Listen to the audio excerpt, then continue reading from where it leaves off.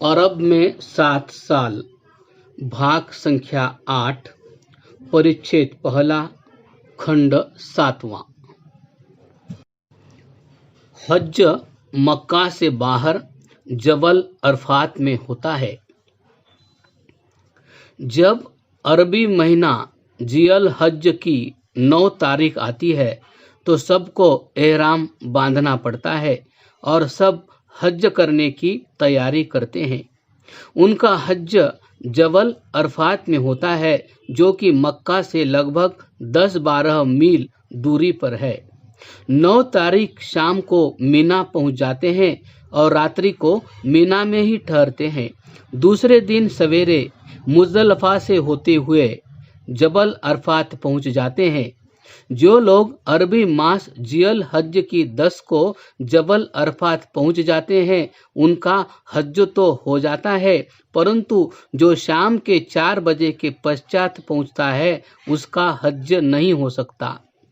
जबल अरफात एक छोटी सी पहाड़ी है जिस पर एक छोटी सी मस्जिद बनी हुई है। उसके चारों ओर एक बड़ा मैदान बना हुआ है जिसमें बबूल की कांटेदार झाड़ियां हैं और इस खुले मैदान में एक मस्जिद भी बनी हुई है जो कि नमरह के नाम से प्रसिद्ध है। इस मैदान में लोग अपने खैमे लगा देते हैं और शाम के 4 बजे तक वहीं ठहरे रहते हैं। हज जबल अरफात में होता है, मक्का में नहीं। कहते हैं कि जब खुदा ने आदम और हवा को बहिश्त से निकालकर पृथ्वी पर पटका तो आदम कहीं जा पड़ा और उसकी संगिनी कहीं जा पड़ी। एक दूसरे को ढूंढते ढूंढते हवा ने आदम को इसी पहाड़ी पर पहचाना था। जब इतने दिनों को खोया हुआ मियाँ उसकी बीवी को इसी पहाड़ी के ऊपर मिल सकता है तो फिर खुदा के यहाँ मिलने में क्या इनकार हो सकता है। इसलिए मक्का, जिसको यह खुदा का घर मानते हैं, उसे भी छोड़कर इस पहाड़ी जबल अरफात को हज करने के लिए चुना तो क्या बुरा किया। ठीक असर की नमाज के समय यानी 3-4 बजे शाम हाकिमे वक्त अर्थात उस समय का शासक खुतबा अर्थात उपदेश सुना देता है। जिस वर्ष मैंने हज किया उस समय हाकिमे वक्त जलालतल मलिक इबन सऊद था और तुर्की हुकूमत की ओर से शरीफ हुसैन, जो वायसराय मक्का का था, भाग चुका था। जलालतल मलिक इबन सऊद ने जब खुतबा अर्थात उपदेश समाप्त किया तो भारतीय भाई तो हज कबूल कहते हुए वहां से चल पड़े, परंतु अरब और जावा के मुसलमान तो हज कबूल कहना भूल गए और चुपचाप उठकर चल दिए। वाह भाई वाह, इतनी बड़ी भूल। खेद यह है कि भारतवासियों ने भी उन्हें स्मरण न कराया। यदि भारतवर्ष में किसी से अनर्थ हो जाता तो मौलवी लोग इसके विरुद्ध कुफ्र से कम का फतवा न देते। खुतबा पढ़े जाने के उपरांत लोग जबल अरफात में 1 मिनट भी ठहरना अच्छा नहीं समझते। जहां खुतबा समाप्त हुआ कि ये शाम को मुजदलिफा से होते हुए मीना को लौट जाते हैं। हज के दूसरे दिन मीना में इनकी ईद का दिन होता है। मीना एक बड़ा नगर बना हुआ है। हज के दिनों में तो यहाँ के मकान, दुकान आदि अच्छी तरह भर जाते हैं, परंतु इसके पश्चात वह साल भर सुनसान पड़ा रहता है। मीना के बाजार में लगभग 5 फुट ऊंची और 3 फुट चौड़ी 3 दीवारें खड़ी कर रखी है और एक लगभग 1 फरलांग लंबी होगी। इन तीनों दीवारों को शैतान कहते हैं। इससे यह प्रयोजन है कि मीना में 3 शैतान है। पहली दीवार का नाम जुमरा तल उला अर्थात बड़ा शैतान है। दूसरे का नाम जुमरा तल बुस्ती अर्थात बीचला शैतान है और तीसरे का नाम जुमरा तल उखरा अर्थात अंतिम शैतान है। पहले दिन सवेरे ही प्रत्येक हाजी बड़े शैतान को 7 कंकड़ियां मारता है और इसके पश्चात कुर्बानी अर्थात बलि चढ़ाता है। दीवार के भेष में शैतान का नाम सुनकर कई बुत परस्ती के विपक्षी चौक पड़े होंगे, परंतु वास्तविकता छिपाई नहीं जा सकती। सिद्धांत को क्रियात्मक रूप में लाना इस्लाम के लिए नहीं है। हाँ, बड़े शैतान को 7 कंकड़ियां मारने के पश्चात कुर्बानी होती है, परंतु मक्का भारतवर्ष नहीं है जहां उनको गायें सस्ती मिल जाएं। मक्का में गायें बहुत कम मिलती है।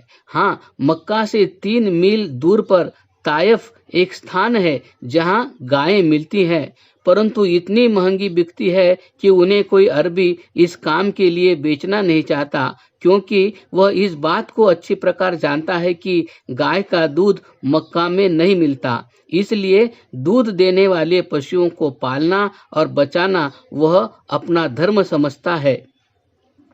मक्का में गायें इसलिए कम मिलती है कि मक्का के आसपास 60 मील से कम की दूरी पर कहीं घास मिलती नहीं। इसलिए मक्का में जो गायें हैं उनको लोग प्रायः खजूर ही देते हैं और घास बहुत थोड़ी खिलाते हैं। हज के दिनों में जहां कुर्बानी होती है वहां भेड़ बकरियां ही दिखाई देती है, क्योंकि मक्का में केवल सनाय का पौधा ही उत्पन्न होता है जिसे खाकर ये भेड़ बकरियां पलती है। सनाय के पौधे को खाने से जुलाब लग जाता है। यदि किसी को जुलाब देना हो तो सनाय को ही दिया जाता है। फलतः जो हाजी बकरियों की कुर्बानी कर पेट भर के उनका मांस खा लेता है, उसका पेट तो ऐसा चलता है कि वह सीधा बहिश्त को चला जाता है, अथवा यदि बहिश्त नहीं पहुंचता तो उसे दूर ही से बहिश्त दिखाई दे जाता है। कुछ दिनों तक उसका पेट चलता रहता है, जिससे वह अधमरा हो जाता है। मक्का और जिद्दाह में जो सरकारी अस्पताल बने हुए हैं, उन सब के डॉक्टर हज के दिनों में मीना में बुला लिए जाते हैं और यहाँ 3 दिन तक अस्पताल रहता है, क्योंकि यही 3 दिन कुर्बानी के होते हैं। मैंने मीना के अस्पताल में देखा कि यहाँ 80 मनुष्य रोज मरते हैं। मीना पहाड़ी नगर है, कब्रें सुविधा से नहीं खुद सकती, इसलिए साधारण मनुष्यों के लिए या जिनका कोई वारिस नहीं होता, एक बड़ा गड्ढा खोद लिया जाता है और 5-5 को एक ही स्थान में दफन किया जाता है। इब्न सऊद की ओर से कई मनुष्य केवल इसी कार्य के लिए रखे हुए हैं कि वह मृतदेहों को विधि पूर्वक पृथ्वी में स्थान दिलवाएं। प्रायः स्थान न होने के कारण पिछले मुर्दों की कब्रें खोदकर उनमें नई लाशें डाल दी जाती है। मैंने देखा उस समय जबकि एक शव अस्पताल से दफनाने के लिए बाहर लाया जा रहा था, तो खबर आई कि जावा का एक लड़का भी मर गया है। अलग उठाने का प्रबंध न होने के कारण उसके शव को भी पहले शव की चारपाई पर डालकर उठा लिया। लड़के का पिता रो रो कर कहता था कि लड़के के लिए अलग चारपाई मंगाई जावे, परंतु वहां कौन सुनता है। अस्पताल तो लाशों से भर जाता है, इधर नए बीमारों को लाने के लिए भी तो स्थान चाहिए। उस समय जो दृश्य सामने होता है उसे विचार में लाया जा सकता है। यह आवश्यक नहीं कि सब शवों को अस्पताल वाले ही दफन करें। जो लोग अपने व्यय से अलग दफन करना चाहे, उन्हें इसका अधिकार है। मैंने जब देखा कि कुर्बानी का मांस खाने से ही इतनी मृत्युएं होती है, तो जलालतल मलिक इब्न सऊद का ध्यान ईश्वर दिलाया और निवेदन किया कि कोई उपाय आपको ऐसा करना चाहिए जिससे ये लोग मृत्यु के मुख से बचाए जा सकें। उन्होंने उत्तर किया कि इसका केवल एक ही उपाय है कि इन लोगों को कुर्बानी का मांस न खाने दिया जाए। उन्होंने ऐसा ही किया। अपनी सेना के कुछ मनुष्य कुर्बानी के स्थानों पर खड़े कर दिए और उनको आज्ञा दे दी कि जब किसी भेड़ बकरी की कुर्बानी हो चुकी तो उसका मांस बाहर न जाने दिया जाए। इस मांस को भूमि में एक गड्ढा खोदकर दबा दिया जाता था।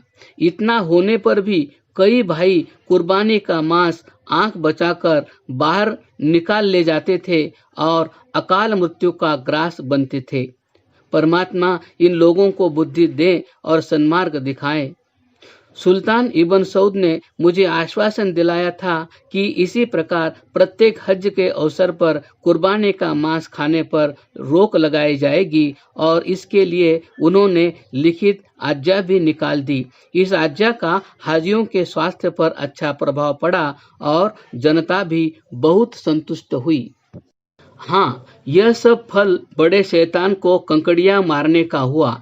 दूसरे दिन तीनों शैतानों को 7-7 कंकड़ियां गिनकर मारी जाती है और फिर कुर्बानी होती है। तीसरे दिन भी यहाँ 7-7 कंकड़ियां तीनों शैतानों को मारी जाती है और इसके पश्चात फिर कुर्बानी।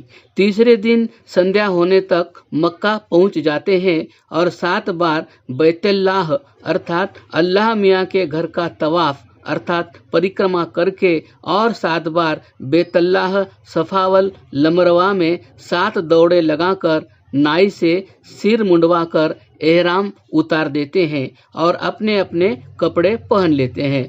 बस हज समाप्त हो जाता है। परंतु मक्का नगर की और भी आपका फिर ध्यान दिलाता हूँ। यहाँ एक कब्रिस्तान है जिसको जन्नतुल माले कहते हैं, जिसमें मुसलमान बुजुर्गों की कब्रें हैं।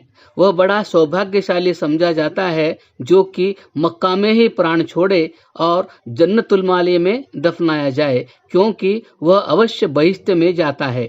हाजी लोग उन कब्रों पर जाकर उनमें सोए हुए पीरों से बड़ी बड़ी मुरादें मांगते हैं। जलालत अल मलिक का ध्यान जब से इस ओर गया है, उसने सारे का सारा कब्रिस्तान साफ करा दिया है। ठीक ही किया, न वहाँ कब्र होगी, न कोई ईश्वर को छोड़कर किसी और की पूजा करेगा। इसके साथ जन्नतुल माले में पहरा भी लगा दिया है, जिससे कोई भूला भटका भी इधर न जा सके। परंतु सिदक अर्थात विश्वास रखने वाले अब भी उधर जाते हैं और भीतर जाने का मार्ग न पाकर दूर से ही दुआएं मांगते हैं। कब्रें नहीं है न सही, उनके नीचे पीर तो मौजूद है। मक्का एक बड़ा नगर है। इसमें बहुत से मकान और सराएं बनी हुई है जो वर्ष के अधिकतर भाग में खाली रहती है। केवल हज के दिनों में मक्का में चहल पहल होती है। मक्का के निवासियों का गुजारा हाजियों पर है और वे वर्ष भर का व्यय हाजियों से निकाल लेते हैं। मक्का में लगभग प्रत्येक नगर की वस्तु मिल जाती है। दुकानदार दूर दूर के देशों से जहाज़ों के जहाज माल भर के जिद्दा में उतरते हैं और हज से कुछ पहले अपनी दुकानें लगा देते हैं। मक्का में सर्राफों की दुकानें बहुत मिलती है। अंग्रेजी रुपया या और किसी देश का रुपया ये सर्राफ लोग ही लेते हैं और इसके परिवर्तन में सऊदी सिक्का दे देते हैं, जो कि नजदो हजाज में चढ़ाते हैं। सऊदी सिक्का व रियाल 1 रुपया 6 आने का होता है, परंतु इसका भाव समय समय पर बदलता रहता है। रियाल पर अब्दुल अजीज इब्न सऊद मलिक नजदो हजाज लिखा रहता है। रियाल के अतिरिक्त निरफ अर्थात आधा रियाल, राब्बा चौथाई रियाल, कुरश, निरफ कुरश और हलेला आदि नामों के सिक्के चलते हैं। हलेला को सऊदी पैसा और कुरश को सऊदी आना समझिए। 1 रियाल के 22 कुरश होते हैं। मक्का में जो साग भाजी मिलती है वह प्रायः तायफ और लैया की वादी अर्थात घाटी से आती है, जो कि मक्का से 3 दिन की यात्रा है। सब प्रकार के फल भी मक्का में जिद्दा से आ जाते हैं। पानी की दुकान खोलनी भी अरबों का एक अच्छा पेशा है। जिद्दा जो कि यहाँ से 2 दिन का मार्ग है, वहाँ से लेकर मक्का तक मार्ग में पानी ही की दुकानें मिलती है, जिन पर 1 गिलास पानी 2 पैसा सऊदी में मिलता है और 1 टीन पानी का 4 कुरश अर्थात 4 आने में। पानी से दूसरे नंबर पर चाय की दुकानें होती है। मक्का में भारतीय मुसलमानों की भी बहुत दुकानें हैं। हाजियों में भारतवर्ष के मुसलमान सबसे अधिक और दूसरे नंबर पर जावा के लोग होते हैं। शेष देशों के मनुष्य तो कम गिनती में होते हैं। अरबों के लिए तो मक्का बहुत ही समीप है, इसलिए वह बहुत कम दिखाई देते हैं। ईरानी और तुर्की लोग हज की आवश्यकता ही नहीं समझते। यदि कोई आता है तो रुपया इकट्ठा करने के लिए। क्रमशः।